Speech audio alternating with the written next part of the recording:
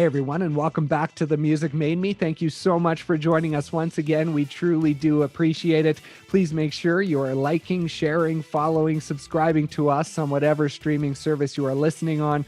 Also, head over to social media. Give us a follow there as well. We're on Instagram, Twitter, TikTok, Facebook.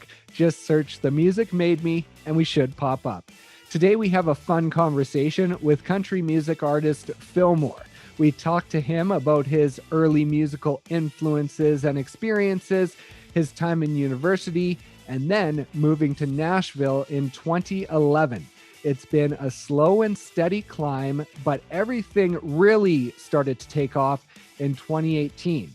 It's been a fun journey, and we hope you'll enjoy our conversation with Filmore. I saw a post on your social media from a while ago. You looked to be about 2 or 3, and you had a little toy guitar strapped to you. So was that something that you remember really enjoying back then and really thinking that music was something that was pretty cool? So first off, already off to an amazing start. I love these questions. This is going to be so much fun. I'm pumped to be here, like I've already said. And with that photo, if we kind of go back to those moments, my parents got divorced when I was like 3 or 4, and I was about 4 years old. And so there are a lot of like memories in my past. We're just going to be so real on this podcast. I want to give you everything. For sure. It's a lot. It's actually kind of hard to remember certain memories and stuff because you kind of block the bad and the good out with a lot of things that happened in childhood, being the oldest of 4, and a lot of things that kind of happened in my childhood and everything like that. I will say that moment right there is a very cool moment. I'm with my mom. I think I'm in an apartment in Florida. And because I think I lived there for like a couple months randomly. I don't even, like, it's so weird to know. And Really? I know for a fact that I used to grab my fake guitar and she would set up like this like little wood platform, and I would like play like fake songs on that stage. And more often than not, she used to tell me that I would fall off that stage over and over, and I would like fall off of it and do like a barrel roll and then get up and like keep performing as if it was a part of the show. So that's awesome. Kind of like that. And I think music was always in me when I was younger. And you know, obviously it's never left, and it just continues to be the driving force in my life. But outside of that, I do think that those moments kind of made me, there's more, a million more, but those are one of those pinnacle moments. And that's why I post photos like this, because like, you know, I've been told this story a million times. It's clearly a part of who I am. It's what I do. So yeah, it's cool. Your mom's from Colombia and your dad's sort of the good old American boy. Yes, sir. So what did that look like? Because I know I've read that your parents weren't exactly musical, but they really enjoyed music and it was all around the house, and that it was sort of your relatives that were the musical ones in playing the instruments. So how did that all mesh together when you were young? So like you said, my mom's Hispanic, so you have the bilingual side of everything, and it's very rooted in music, and so was my dad as well, especially in country music. So it's a combination of all those things. But when it came down to instruments, I was very sports driven growing up. Like, Right. really thought I was going to be an athlete. That was the goal. And I did that all the way through high school, and I thought I was going to go do it in college, and I took a music scholarship instead. So you can kind of see how all these things have like blended into like, even from the guitar falling off that stage, it was all leading to that moment where I was going to go to college for music instead. So I look back on those things, and you know, my mom can sing in the choir, and she sounds amazing. Her voice is actually amazing. She'll never claim it, but she's amazing. My sister can also sing. My brother can also sing, but they never do it. My brother is like one of the most talented musicians I know. He's actually he does my front of house on the road. So when you're in the crowd, he's what's making me sound good out there. And he's now moving he's going to be on the Dan and Shay tour, and he's going to be awesome. he's going to be doing the band Camino, and he's going to be doing their sound on that tour. So it's just, and he's like a huge part of everything for me. Like, he builds all my sound, everything like that. So back to the question, my entire family is musical in weird ways. And I know that there are cousins and people I've never met in Colombia, South America, and half cousins and stuff that are like really into the arts and like in bands and stuff. And I was like, this is crazy. So it is a heritage thing, I think, for sure. Right. Not from my dad's side, not from the Alabama side, like not like not a lot of them are musical, and I love them. The Filmore side is not as musical, but the Hispanic side definitely is. And like the other day, this Netflix series came out, and my cousin is the lead actor in this huge Netflix series. Oh, really? Uh, and I saw it on like it pop up, and I was like, this is absolutely crazy. It's all in Spanish, and I'm like hitting him up on Instagram, and he's like 1 million followers. I'm like, that's my cousin, dude. Wow. So crazy. So That is awesome. And let's talk about grade 4 or 5. I kind of get different accounts online. And you joined choir because if you did, you got extra credits for recess. that's a real And story. so if that wouldn't have happened, if choir wouldn't have offered extra recess time, do you think your journey would have been a lot different? Man, I've actually never been asked that question because all I know is that fourth grade they made us learn the violin, and then and that was just a part of the curriculum, like at the public school I was at. And then Right. it was fourth. It was actually fifth grade that the free recess was offered, and I remember just loving recess. So like I actually look back on this and I'm like, I think music would have always been a part of like my life because I was always just trying to play piano and try to play everything I possibly could. But the singing part, it really was rooted from that moment, and it's so crazy. And I say it in all these interviews because it's like it is a real thing. I really just wanted to go to that extra recess, man, and I ended up in choir. So it's crazy, and then never left choir again. Like it was crazy. Right. Yeah. And you're classically trained. So when did that come in? Was that in your younger years in elementary school, or was that later on? How did that all fit? Well, with choir, I mean, you get classically trained, kind of, right, and you Right. learn a lot about reading music and everything like that, and you learn all the parts and learn how to hone your voice in. And I would trade from tenor to bass and all these different things. But to be honest, like when I really got good at music was when I went to college for it. When I got a vocal performance scholarship to the University of Missouri, and um, I dove completely headfirst into that, and it really was like, all right, this is fun. This is a hobby. I play sports and I do music on the side. Right. Now I'm going to go study music. And I played music, and I would try to, play music to get girls or whatever. But like outside of that, like, that was when I was like, okay, well, I've been doing this forever. Now, what does it actually mean? So, Right. And was it in high school where you meant Robbie Yackle? Is that how you say it? Yackle? yeah, Yakel. Yeah. Robbie Yakel. And Yakel. Yeah. so how did that form your journey? Because you started playing music with him, right? How do you know this? Research. I love it. That is insane. Yeah, so Robby Eagles actually he actually played baseball with me, and he was way talented on the piano and guitar, and way more instrumentally talented than I was. But I wanted to write songs and I wanted to do these things, and so I learned a lot from him as a friend. And man, he still lives in my hometown, and I love that whole crew and all those people, and I love to get back there. This is so crazy. So that's cool. And so long story short, he was just like another one of those pieces that we kind of started this like Tyler Filmore band, and we built. Mm-hmm. Maybe I'm a narcissist. I put my name on everything. I got a problem. My last name is Filmore. Now everyone knows my name's Tyler. But you've done the research. But outside of all that, man, it was yeah, he was a huge part of the beginning steps of me taking this journey. And we played sports together, so there was that familiarity, and we were also really great friends. Growing up in high school and college as well, we were college roommates too. So he was always kind of a part of my journey. And it was just like, and I still keep in touch with all those people, and I love them. It's just I went and did a different path. When I moved to Nashville, not everyone wanted to move to Nashville, so Right. a lot of things kind of shift, and you have to risk everything and throw it at a wall and hope it sticks. So, and the journey's still going. But outside of that, yeah, I cannot believe you brought Robby Eagles up. High school, hometown, one of the best guys I know still to this day. Text him every once in a while. Got to catch up when I get back. He's in Wildwood, Missouri, I think still. He might be in Illinois right now. I think he lives in Illinois right now. Oh, okay. Yeah, he got married recently. Actually, he just had a kid. He just had a little baby daughter, I think. Oh, So, nice. anyway, just that's cool. And along with him going into college, you mentioned the Tyler Filmore band. There was also Max and John that joined in for that. And so you guys formed that. And I was actually able to find All the Wrong Ways and Push, two Oh, singles that you guys where did you released. find those? It's on Reverb Nation. It's still on there? Yeah. That's amazing. Okay.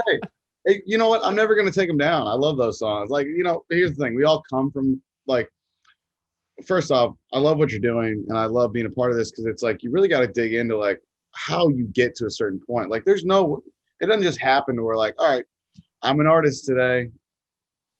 Let's go to radio. It's gonna work out. I've never done music before, but you believed in me and I have a stupid haircut, so let's go. So it's not really that. It's more or less all these little moments that you're bringing up, and All the Wrong Ways and Push and those songs. Like, here's the thing, like, do I write better songs now? Every day. Yeah, 100%. For sure. But will I say that they have a special place in my heart, and it was, you gotta write, you put 10,000 hours in, man, you gotta get your chops up. And I'm fine with those being out in the world. I'm fine with you finding those, because you know what? Like, I mean, I was in high school when I wrote those, or college, it's crazy. So. Awesome. And when you went to university, you majored in both music and business. So did you major on the business side, A, because you needed something to fill classes, B, because you knew it would support you as a musician, or C, because you figured if music didn't work out, you could still do something on the music side, but in the business aspect of it? I would go with C, but also I would say that I did it because I have a real big passion for marketing, which is also a part of being an artist, which is the coolest thing, that I get to do both the things I studied. But outside of that, I will say that at University of Missouri, Mizzou, it's very classically opera trained.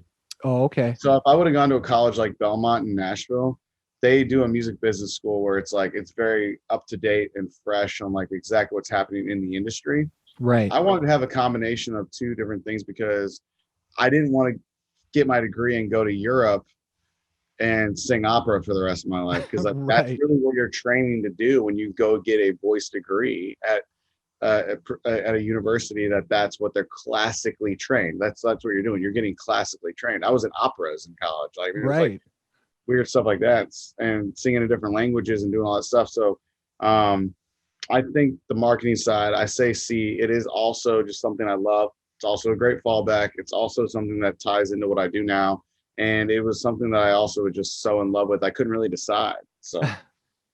And so you graduate, you decide to go to Nashville. Now, when did you decide that? Has that been a long time dream? Like, it could have been really easy just to sort of head into St. Louis, right? And sort of try and make it work there. So why did you decide to take the leap and head to Nashville?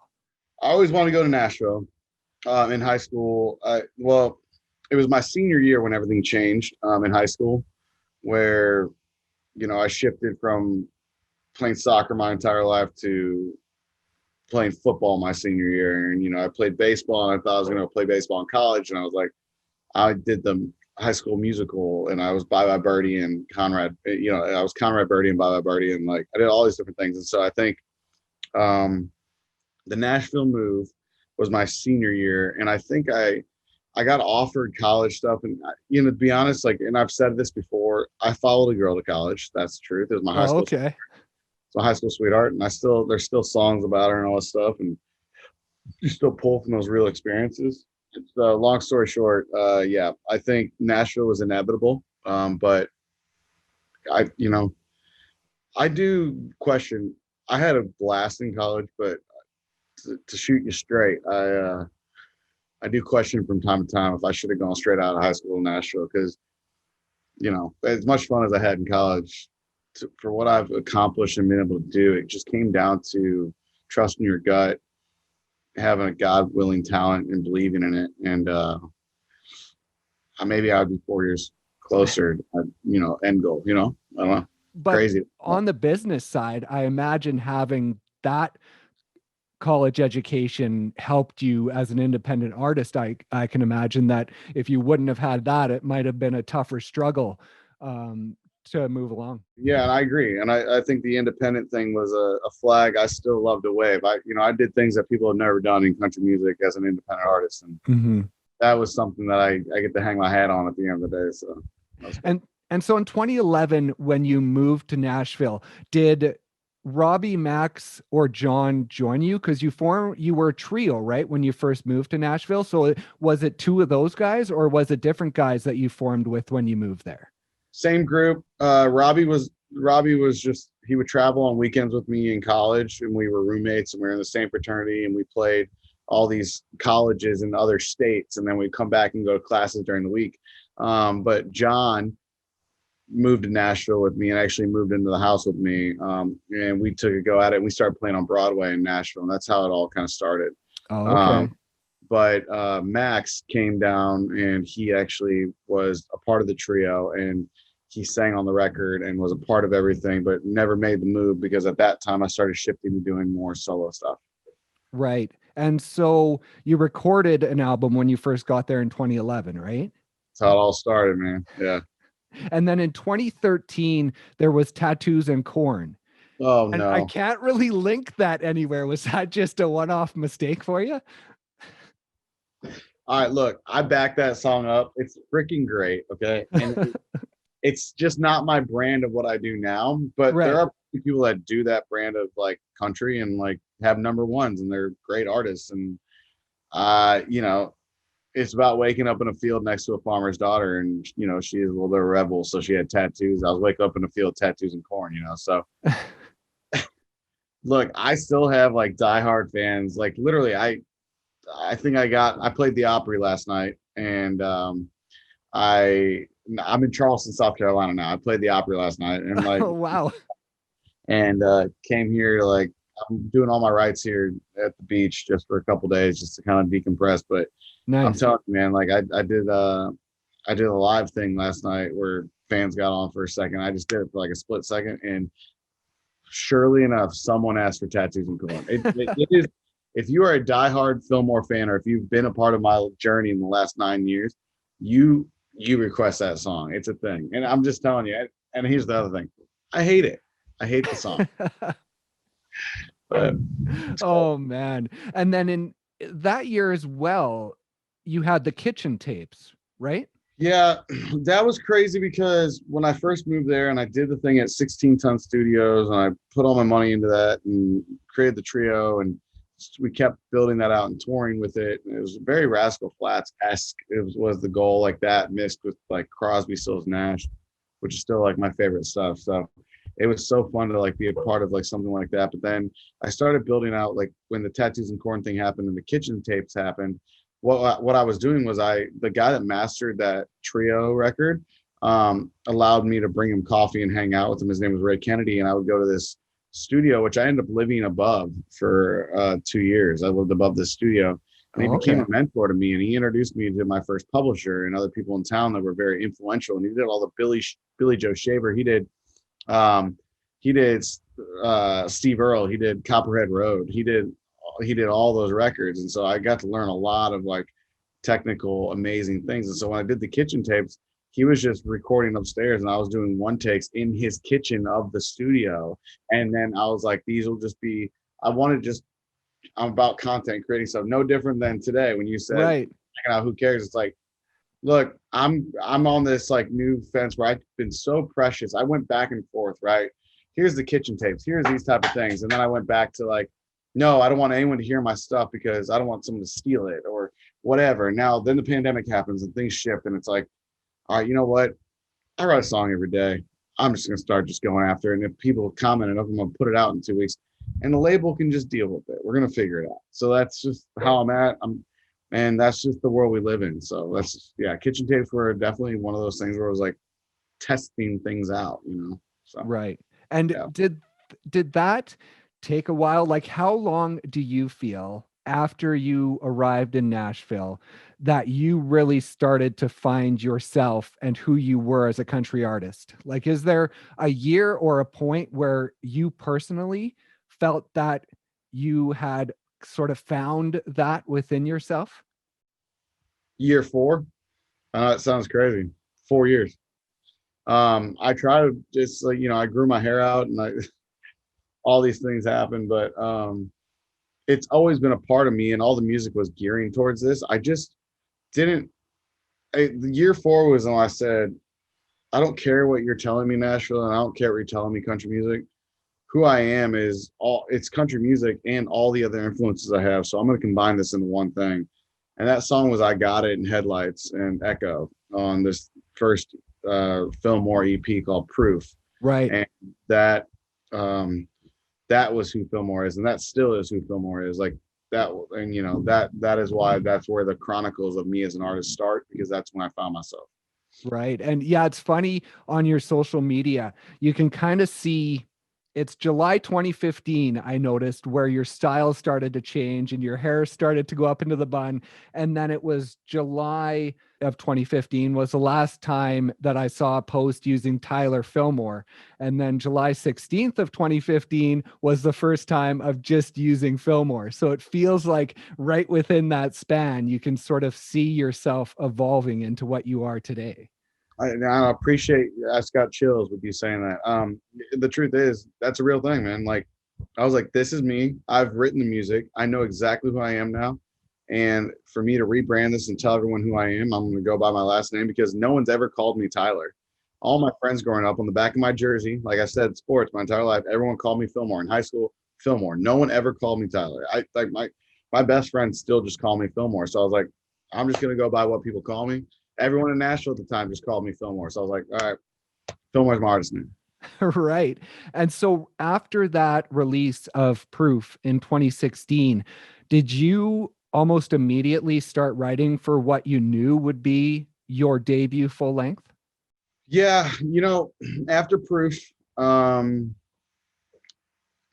that's a lie. So because there are songs, if you look at the full length, there are songs in the gaps that didn't make the full length, right? So you have songs like Unreal, and you have songs like Good Night, and a couple other ones that they're not on Proof, and they're just singles in the inner term, and the other ones got added. And a lot of that just came down to timing. I would have put them on the first record. I only released songs that I think would be a radio single, and my whole album, 18 songs, whatever you personally feel, when you listen from 1 to 18 on the album, and any song before, although I do think I've progressed and things have changed, I will say that, like, they all, in my mind, were like, you could pick this and take this to radio. Otherwise, I'm not putting filler stuff out. That's not where I'm at.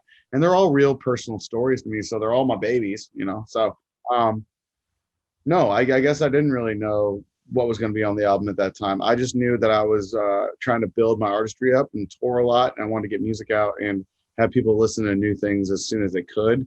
But also, I wasn't able to put things as fast as I'm putting them out now. Right.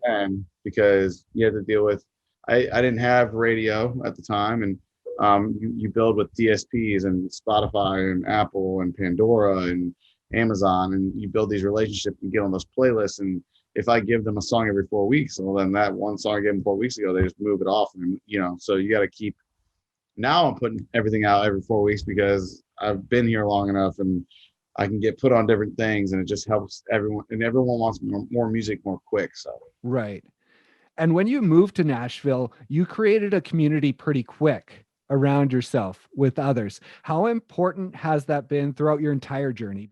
to be honest, John moved here with me, and then within 9 months he went to Austin, and from the trio, and the other guy didn't move here. Max didn't move here. Right. And so I, pretty quickly after 3 months of playing on Broadway, created my own community on my own without knowing anybody. I didn't know anybody when I moved to Nashville. Right. So to be honest, I think it does come down to the people that you pull into your circle and who you rely on and how you build that team. I've made mistakes. I've relied on the wrong people.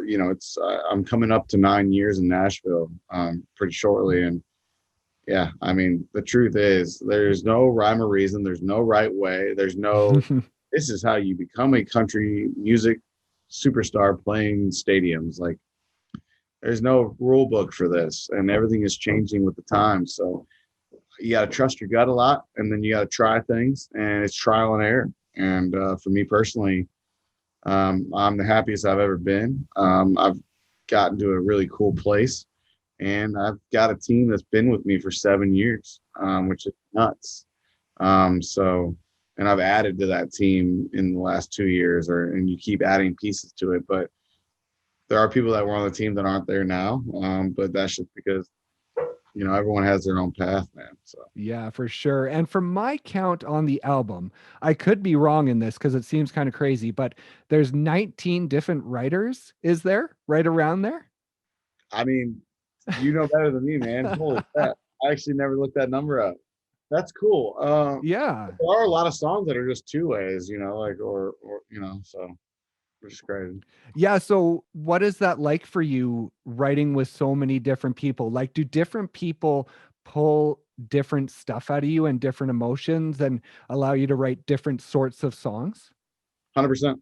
Yeah. I mean, you nailed it on the head. I mean, I write with certain people for certain different types of songs, man. Like it goes, if I'm writing if I write Anyone But Me, which I got to play at the Opry last night, solo acoustic without the band and with the spotlight on me, and I always wanted to play that at the Opry. That's the 18th song on the record. That's the last song. That is the sum up of who I am as a human. That is my story. That's what I'm closing my first debut album out with, Anyone But Me. It's not a single, but I always thought it could be, and that's what I wanted. And so for me personally, when I went to write that song, I knew who I wanted to write it with, because I wrote Hearts Having a Hard Time with Jason Massey and Hannah Ellis. And I was immediately like, I was writing those verses on my back porch, and I was sitting there, I was like, oh my God, I don't really know where the chorus goes, but this is what I feel. And I think it's called this. And I wrote all the lyrics to the verses, and I literally called up Hannah and Jason, and I was like, I got a song. I have to finish it with you guys. We finished it, done, put it on the record. It was done. Nice. So the people that can write certain songs with you, but also, man, co-writing is the coolest thing in the world. You never know what's going to happen. I write like a crazy person, at least 120 songs a year.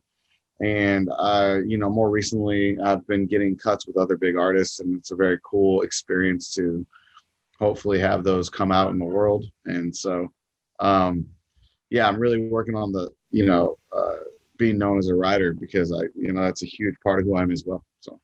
And what did the writing and recording on this album look like? Because I know at least a part of it was recorded. You basically got a band house, right? And recorded in the upstairs. So was that for the entire album or just a portion of it? It's a mix. So it's all over the place. If I wrote with a person in a room that was building out the track while we wrote the song, they also became a producer on that song. Okay. But Zach Abend is a genius, and he mixed my entire album, and he also writes. He's an amazing writer. He's cuts with other artists, and he also tracks my vocal and produces everything as well. So he is the glue. Him and I are the glue. So here's me spreading my wings, writing with everybody, but I have to put a package together, and he's the one that touches everything at the end of it, so that when you listen down to it, it all sounds the exact same. Right. Or it feels like a record, Yeah. So. For sure. And before I forget, you mentioned the Opry. I wanted to just talk to you about that briefly, because I know that it was big for your dad, right? It's huge for my dad. And it was also huge for me, just because that's a dream, just to be accepted by your peers and everything like that. So now my goal is to play the Opry 1,000,000 times and remember and everything like that. So I bug them all the time to make sure I'm playing as often as I possibly can, because it truly is a magical place. And my dream is to be a country superstar, and you only do that if you're a part of the Opry. So, and kudos to them, because it's I get chills every time I step on that stage. So. And being a sports guy, would it mean more for you to play the Opry or to play Busch Stadium? And not necessarily in the amount of fans that would be there, but just what it meant for you. Busch Stadium. What's that? Busch Stadium. Stadium? I don't even know. I can't even elaborate. I mean, here's the thing. Look, they're completely different things, but there is more people at Busch Stadium, though. I will say that. Yeah, that's for sure. I know you said not to say it, but it's a part of it, man. Come on. It's definitely a part of it, but yeah, I imagine it would feel pretty cool, standing out there where you've watched so many ball games and being able to look out. When Slower went to radio, my ad day, so when they put it on the radio, I was flown to St. Louis, or I took my bus to St. Louis, and they took me to the game. I met Ozzie Smith in the dugout, and oh my God, the whole thing was incredible. And then middle of the game, they start playing my song in Busch Stadium on the big screen, and Oh, really? they played my music video on the big screen in Busch Stadium to a sold out Cardinals fans, and then they literally like turned the camera to me, and they like I'm just in my seat. And I'm like, so that's as close as I've gotten to playing Busch Stadium, but we're gonna get there one day. What's cooler for you, meeting a famous country artist that you look up to, or meeting a famous sports icon that you look up to? That's pretty even. That's all, man. You got all the good questions today. I don't know how you decide that one. I will say that Rascal Flatts is kind of the mecca for me, or Keith Urban. Outside of just like running into them, but like sitting there having a full conversation with them, then them actually knowing how big of a fan I am. But athletes are also crazy. I've been talking to Jimmy Butler recently, and just other other athletes in my past. It's been such a crazy experience to be attached to. Why do they even care about me? But at the same time, like, I think there's such a similar struggle and drive that comes from an athlete and artist as well. So it's just a very relatable thing, and I think that's why we gravitate towards each other. So it's cool. And you talk about that drive, and I know you're the kind of person who is really always looking to the next thing. And you've talked in the past about wanting to change that and slow down and appreciate where you are. A, have you been able to do that? And B, do you take the time to look back and realize that there's so many places I want to go, but when I look back at my 3-year-old self falling off a wooden platform in my living room and look to where I am today, this is my dream. I'm living my dream, even though I still have places to go. Don't make me cry, man. Damn it. Yeah. I'm constantly working on myself to make sure I hold on to those little moments for sure. But you gotta stay driven too. So it's hard. It's a balance. I'll be honest with you, I haven't figured out the balance yet, but I promise you I'm working on it every day to get it right. So it'll get there. It'll get there for sure. And coming out of 2020, you had such a great year, even with all the struggles, getting married and your music blowing up. What are you most looking forward to after that and actually being able to get out in the world? Touring. It's the piece of me that's really missing. I have been playing shows and random things here and there, but when it comes back full force, and I've got a pretty crazy fall ahead of me, and I wish I could tell you what it is, but I'll give you a hint that it is it's a first for me, and it's a huge thing, and I haven't told anyone, so that's all I'm gonna say. But touring this fall is going to be pretty epic for Filmore and my team. So I'm excited. I'm excited for the world to open up a little bit and for me to do what I love the most, which is sing songs I wrote in front of a crowd of people that love it and sing it back. And you talk about sort of your emotion looking back and looking to where you've gotten. What about your parents? How thrilled are they and proud are they of the journey that you've been able to take? My parents are always proud of me. They're the most supportive people in the world. So maybe I take it a little bit for granted, but when you bring it up like that, yeah, they're there every step of the way. My in-laws as well. Like, I just got married, and like, it's just like I've known these people my entire life. So it's crazy, the support system and the people that are around me. And for me to even think that I'm struggling in any way or upset one day for some reason about this thing that I wanted to happen that didn't, like, I seem crazy sometimes for even being bothered by it. So And when you look at it, getting married this year, I noticed that there was like a full write-up on people.com. Like, how crazy is that, that you're at a point where you're not playing stadiums, but your life matters enough to so many people that you're being written about on people.com. I don't even know, man. I don't like that's crazy. But it was yeah, I mean, I don't have an answer for that. Like, I hope more of those things keep happening, and I hope that I want to stay in a headspace to where like I can still truly be myself and honestly put out and write songs from the heart. And I don't want to become a robot in any of this. I'm at this, and I want to love this till the day I die. I don't want to ruin the magic of what this is. And as it grows, it's hard to keep that, from what I've been told as well. So, for me personally, it's just another thing that like, I don't focus on too much, but at the same time, like, yeah, it's pretty freaking cool. So That's awesome. Well, there's a ton of good stuff ahead, and I have so many questions about the new album that I didn't get to ask. So if I can ask you, once the big news comes out that you're not able to share right now, if I can have you back on and we'll really dive into the new album and dive into the big things that are going to happen in 2021. I'd love to. So here is my commitment to you.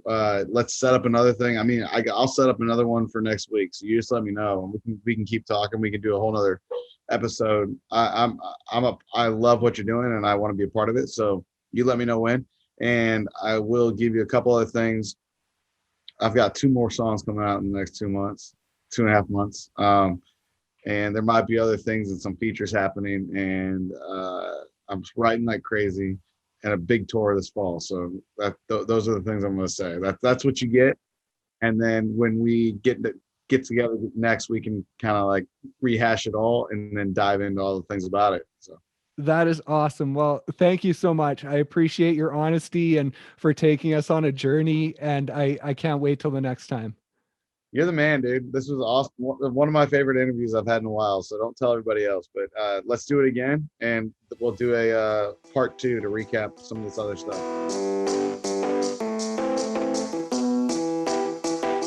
Thank you guys so much once again for listening. We truly do appreciate it. And thank you to Filmore for stopping by and sharing his story. Be sure to check out his new album, State I'm In, wherever you stream your music. Please also be sure to like, share, follow, subscribe to us on whatever streaming service you're listening on, and head over to social media. Give us a follow there as well. We're on Instagram, Twitter, TikTok, Facebook. Just search The Music Made Me and we should pop up. Thank you once again for listening, and we'll see you next time on The Music Made Me.